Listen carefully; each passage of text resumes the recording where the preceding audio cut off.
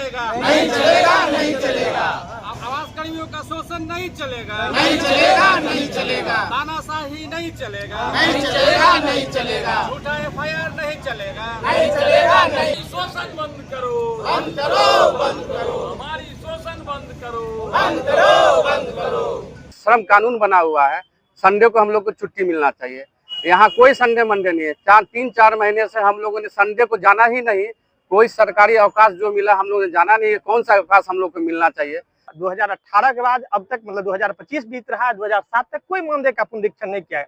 इतना अल्प मानदेय है जो काम करना प्रखंड कर्मी और हमारे पंचायत कर्मी जो है उनको बहुत दिक्कत है, क्योंकि कोई भी कर्मी काम करता है तो अपने परिवार के लिए करता है। सर, यहाँ जितने भी आवास कर्मी हैं और हमारे एग्जीक्यूटिव असिस्टेंट और सुपरवाइजर साहब भी हैं, हम लोग के साथ उन लोगों को लेखापाल जो है और एग्जीक्यूटिव लेखापाल है, तो हम लोग का मांग है कि हम लोग का वेतन जो है सो बहुत कम है और हम लोग अपने प्रखंड के बगल के प्रखंड हो या 100 किलोमीटर दूर के प्रखंड कहीं भी दे दिया जाता है, वहां जाके काम करना होता है और हम लोग का मानदेय बहुत अल्प है।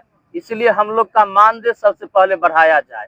हम लोग 2013 से काम कर रहे हैं और इतना कम मानदेय है जितना परिवार चलाना मुश्किल हो रहा है।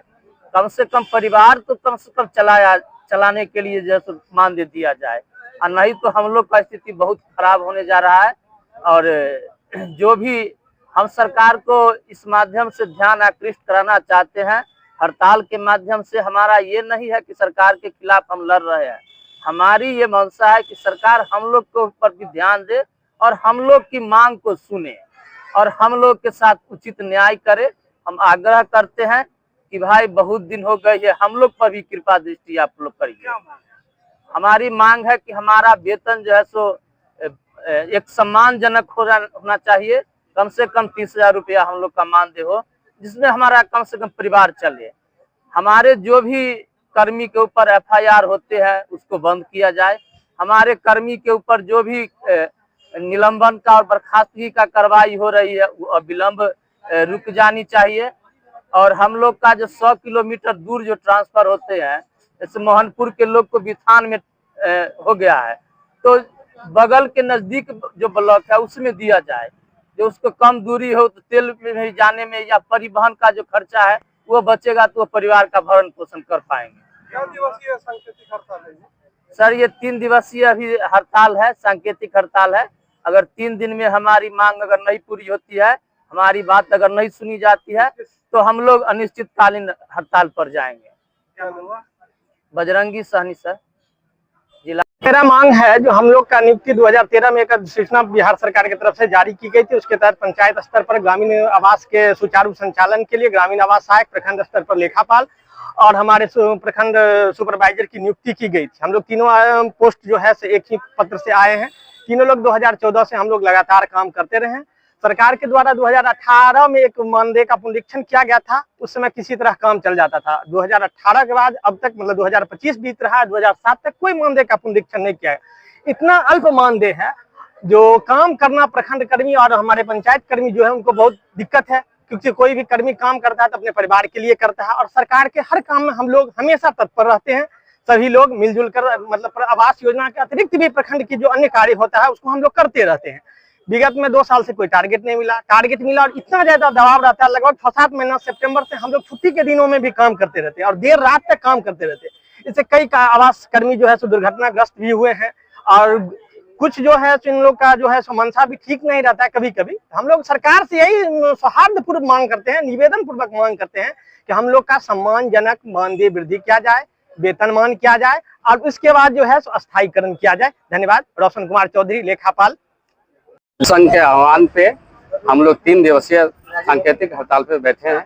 हड़ताल पे जाने का मुख्य मांग जो हमारा है, हमारा वेतन हम लोग को 13 से 14 हजार के बीच में मिल रहा है और हम लोग 100 किलोमीटर, 60 किलोमीटर, 70 किलोमीटर प्रतिदिन ट्रैवल करके पंचायत में भ्रमण करते हैं। हमारा काम है भ्रमण का। आप सोच सकते हैं कि एक कर्मी 100 किलोमीटर और 60 किलोमीटर भ्रमण करेगा 13,000 में, तो मेरा 8 से 10 हजार तेल में खर्च हो जाएगा। तो आप खुद सोचिए कि 6,000 5,000 में अपना बच्चों का भरण पोषण, पढ़ाई लिखाई हम लोग कैसे कर पाएंगे। पहला तो ये हमारा मुख्य डिमांड है कि अविलंब हम लोग का वेतन कम से कम 30,000 किया जाए, ताकि हम लोग भ्रमण करने में और नौकरी को सही से हम लोग कर पाने में समर्थ हों। दूसरा डिमांड हम लोग का ये है कि हम लोग के ऊपर जो है तरह तरह का शोषण का काम कराया जाता है, किया जाता है, शोषण किया जाता है। कोई भी दुनिया में श्रम कानून बना हुआ है, संडे को हम लोग को छुट्टी मिलना चाहिए। यहाँ कोई संडे मंडे नहीं है। 3-4 महीने से हम लोगों ने संडे को जाना ही नहीं। कोई सरकारी अवकाश जो मिला हम लोगों ने जाना नहीं है। कौन सा अवकाश हम लोग को मिलना चाहिए? हम लोग को विभाग कहती है कि 7 घंटे का नौकरी करना है। हम लोग 12, 14 घंटा, 16 घंटा नौकरी करते हैं। केंद्र सरकार का स्कीम में हम लोग काम कर रहे हैं, उसमें कहा जाता है कि आवास निर्माण में 1 साल में हम लोग का आवास पूर्ण करना है। पदाधिकारियों का यहाँ आदेश जारी होता है कि इन्हीं यहाँ 90 दिन में आवास पूर्ण होना चाहिए। आप खुद सोच लीजिए, आवास का बनने का काम एक धीमी प्रक्रिया है, धीरे धीरे समय लगता है। यहाँ से जबरन आदेश होता है कि 90 दिन में किसी हाल में आपको आवास को पूर्ण करना है। जब उस तरह का जबरन पर आदेश रहेगा, ऑटोमेटिक सर हम लोग गलती करना पड़ेगा, तभी तो हम लोग 90 दिन में घर बना पाएंगे। यही सब हमारी मुख्य मांगे हैं। आसिफ इकबाल, आवास सहायक, वारिसनगर।